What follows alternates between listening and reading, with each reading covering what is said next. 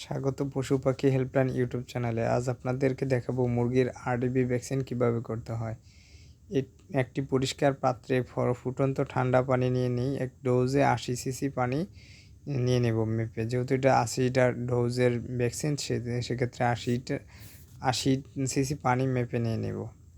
এভাবে করে হচ্ছে যে ফুটন্ত ঠান্ডা একটা পরিষ্কার পাত্রে মেপে নিলাম। তারপর হচ্ছে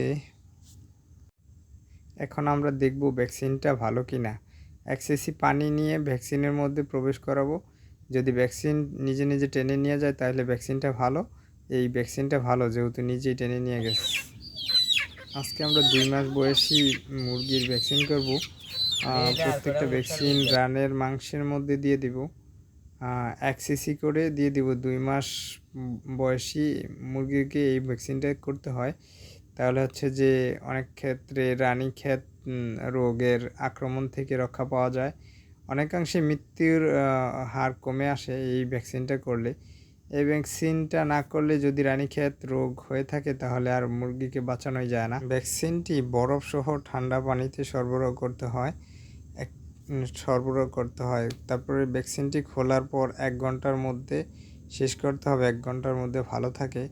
ভ্যাকসিনটি দেওয়ার 2টি পদ্ধতি থাকে। এক হচ্ছে খাবার পাত্রের মধ্যে পানির মাধ্যমে দিয়ে দেওয়া, আর হচ্ছে একটি ইঞ্জেকশনের মধ্যে রানের মাংসে দিয়ে দেওয়া। যেহেতু আমাদের এই খামারে মুরগির সংখ্যা কম, সেহেতু আমরা প্রত্যেকটা মুরগিকে এই রানের মাংসে ইঞ্জেকশনের মধ্যে দিয়ে দেব। তারপর হচ্ছে কিছু যত্ন করতে হয়। এই মুরগিটা ইঞ্জেকশনে দেওয়ার পর ঠান্ডা স্থানে রাখতে হয় এবং হচ্ছে যে ভালো করে যত্ন নিতে হয় এবং হচ্ছে সূর্যের আলো থেকে একটু দূরে রাখতে হয়।